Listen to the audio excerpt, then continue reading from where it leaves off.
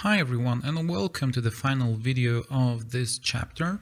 In this video we're gonna fine-tune the scene, and I would suggest dividing the work into a few steps. The first one will be fine-tuning the camera, because you might have noticed it shifted just a little bit from the original reference we had. I hope you're gonna forgive me that.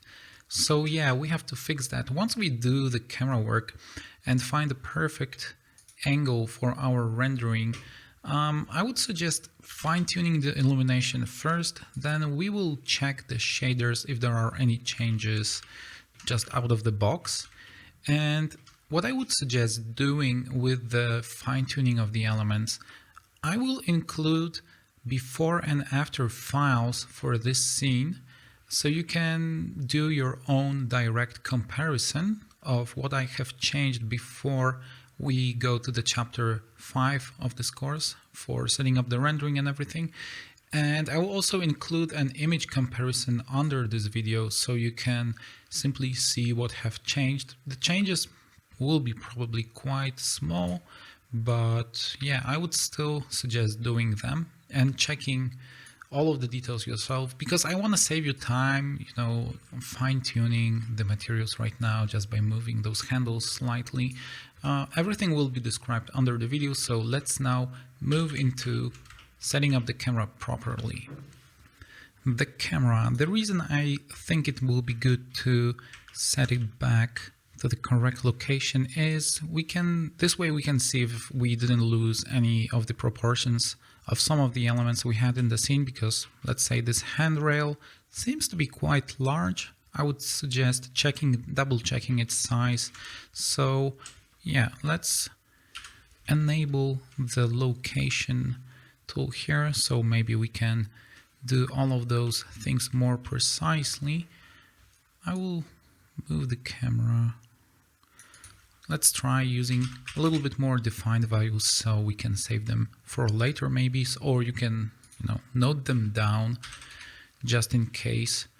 Yeah, actually this looks pretty good. So it turned out we just had to move the camera a little bit upwards and just a little bit back from what I've just very quickly did in the previous step. Let's just see the shift values if we have to change anything here.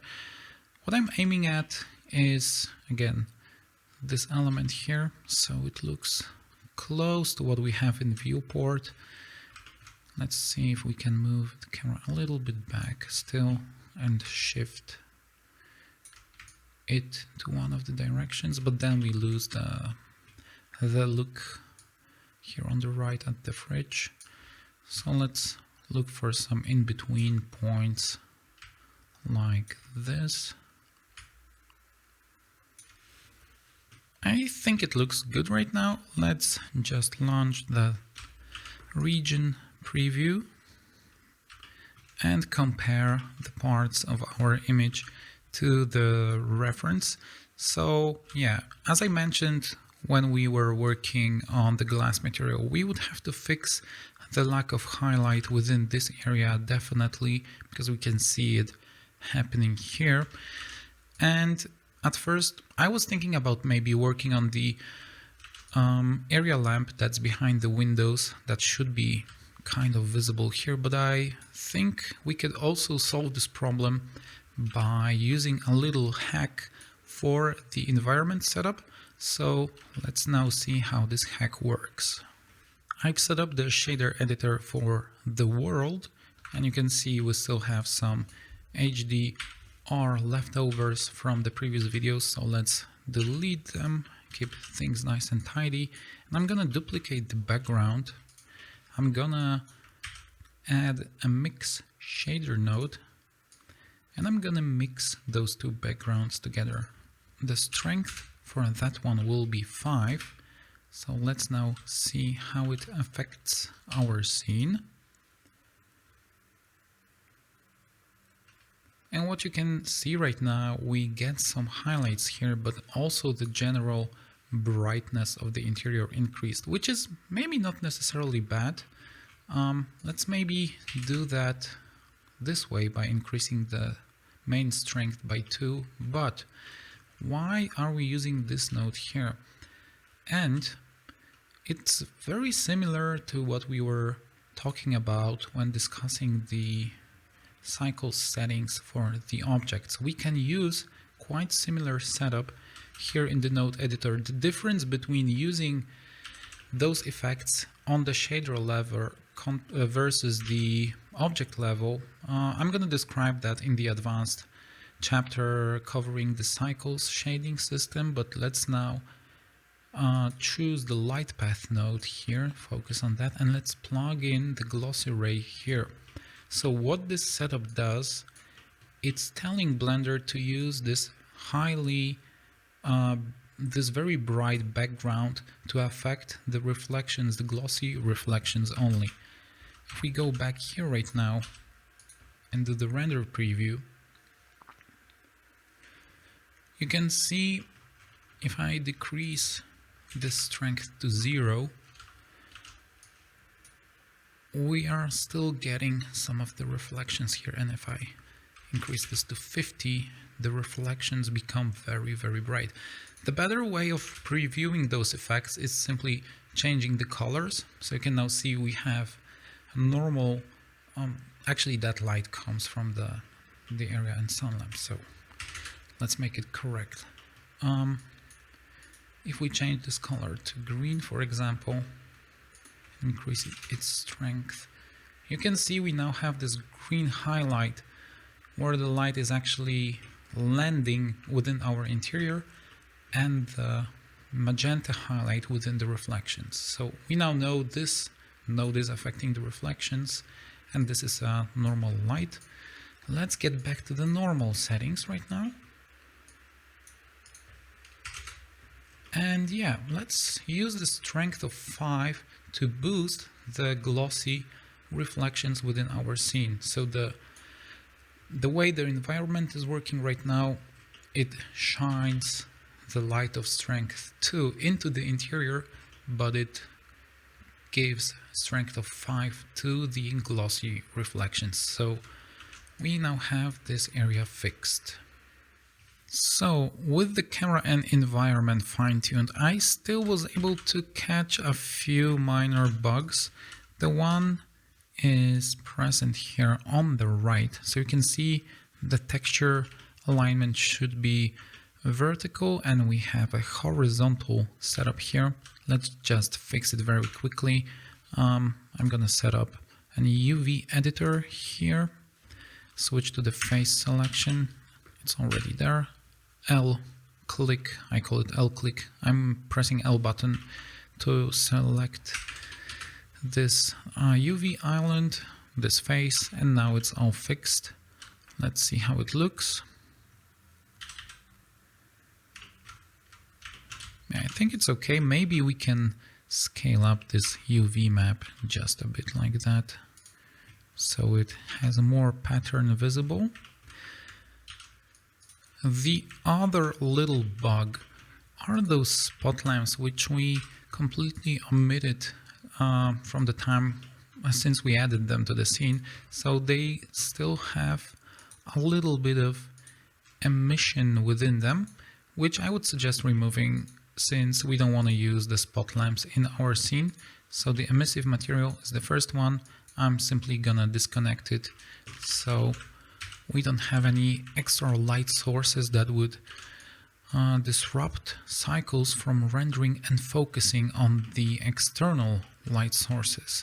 You might wonder what I'm talking about. Well, that's going to be also covered in the advanced part of the course, where I'm going to talk about the multiple importance samples in cycles, what those setting does, and how multiple lights affect your scene.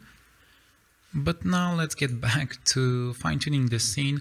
Another issue I would fix is the scale of those pendant lamps.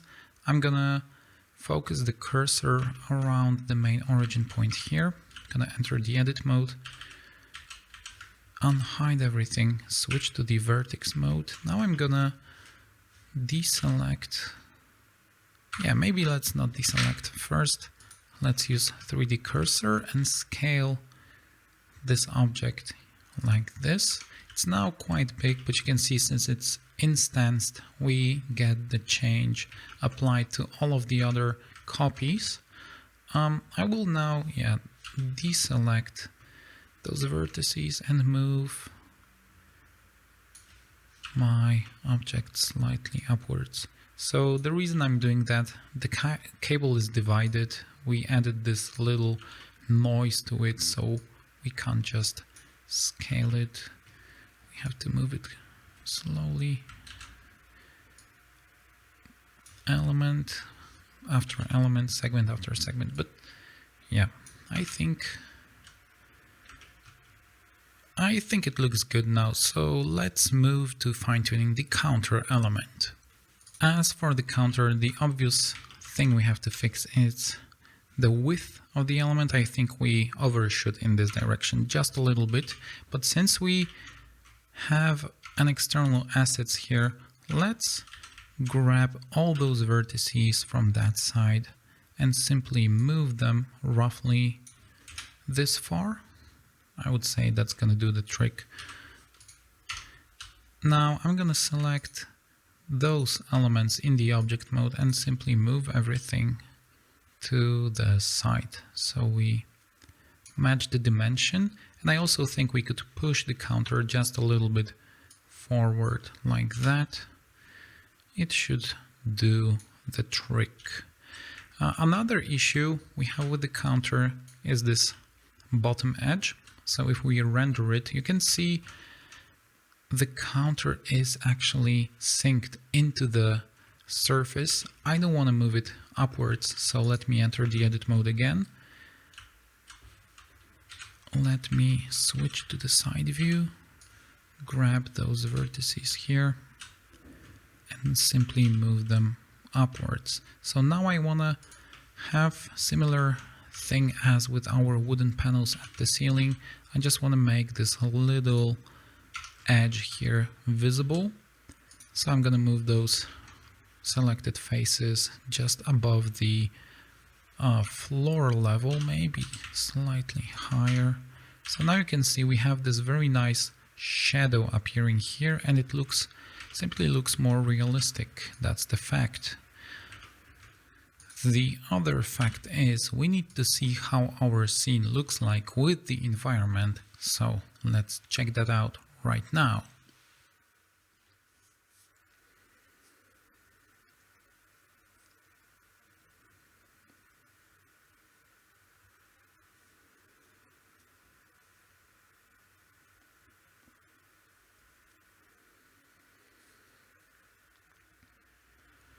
Well, first thing you can see, it takes a little bit more time to load our scene. That was the reason I was not keeping the environment collection in the previous videos. I've just included it right now.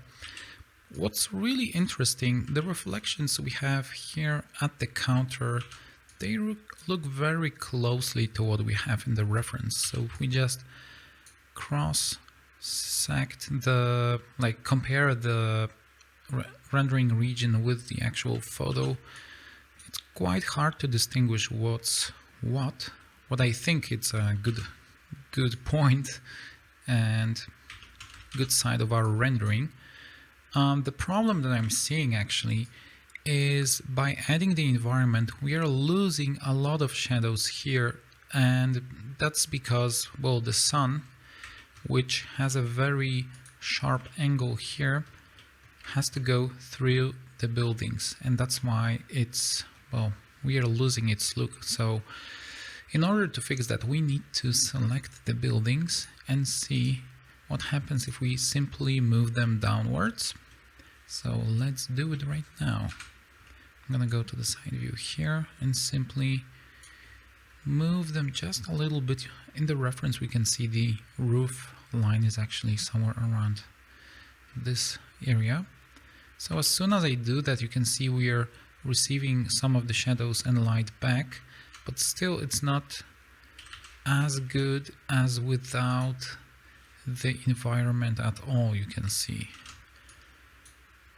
yeah, it's way brighter right now. So one of the things I would suggest doing is, again, using the object cycles settings and disabling some of the objects from, let's say, casting the shadows.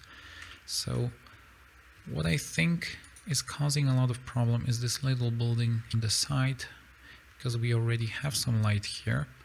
So let me disable the shadows for that object. We also disable the diffuse maybe.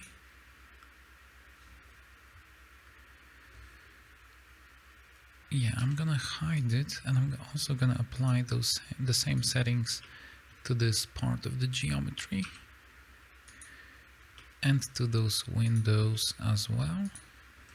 Let me unhide it now. Let's wait until it all reloads in the viewport. But you can see we already have an improvement here. So yeah, that's one of the steps we actually had to take in order to make sure the scene looks as it should. I'm going to work on these buildings off camera later, so you're going to see the effects in a direct comparison under the video, but a few more details we still have to address. One of them is this edge here. We don't want those highlights to be visible. In order to disable them, we have to go to the back side of our interior where we had those two huge window openings. Well, Blender obviously doesn't want to collaborate with us right now, but here you go. Okay, so these are the light sources causing this highlight here, I think. Let me just simply remove the shader from this window and see if it changes anything. Oh well, that does the trick, it looks like. So we already have that fixed. A few other details I would work on, and I will work on, is this wall shader here. You can see it's way too bright, so we would have to simply apply a new shader to this area only, because we don't want to influence our ceiling material, which is already set up. So I'm going to create a copy of this material, make it darker, apply it to the exterior elements so it looks as in the reference. Here you can see we have the same kind of color. What we can still work on here is this glass shader, because you can see we have way too much reflection if we compare it to the reference. By the way, the reference itself, I think it's highly post-processed, because if we look here, you can see the stairs look kind of made of concrete. Here they are clearly wooden. So in our case, we keep the wooden material, but let's just fine-tune the glass right now. So I'm gonna go to the shader settings, and instead of playing with the RGB curve, which we already set up for the reflections, as you remember, we can create a math node and use a multiply input in order to control the effect. So if we multiply what we have set up here by 0.5, that means we're going to reduce that effect by 50%. If we're going to multiply it by 0.2, in other words, we are just going to have 20% of that effect. If we're going to set up, let's say, value of 2, we're going to multiply the effect by 2. So we can very easily reduce the effect of reflectivity by 50%, by 80%. So I would say actually having just a quarter of the reflection amount we had set up by default will look the best here. Yep, to be honest with you, I would say on the first glance that would be it here. The wooden shader, I think we could still work a little bit on the reflectivity within those areas here, especially if we compare it to the reference. Let me see if we can do this right now. So the most basic setting, let's see if we increase the roughness, if it changes anything. Doesn't really change it, to be honest. Let's increase the specular. Still no effect. Same here. I think we have lost all of those reflections mainly because of the environment. So if we switch off the trees, for example, yeah, I think we are getting some of the reflections back. Let's switch off the outdoor elements and the buildings. Obviously, I think they are causing the most problems here. So yeah, I'm gonna fine tune the environment off camera so we can compare the effects directly image on image. And yeah, I think I would like to thank you for sticking out with me throughout this entire chapter. We are gonna now move to setting up the rendering. It's gonna be, I think, quicker chapter because we are not gonna dig into the render settings that much. That's gonna be done in the advanced chapter. But I also want to show you my tips and tricks on the post-processing of the images. So thank you for watching again and see you in the next chapter. Thank you guys for watching. This video is part of my interior visualization course in Blender, which you can watch for free on YouTube. All the necessary details and link to the full playlist can be found in the video description. If you want to support what I do and access all of the 3D files used in this course, plus Blender-ready interior setups and over 2,000 Blender-exclusive 3D models, just visit the chocofur store and learn more about our subscription plans. Again, thanks for watching and I see you soon.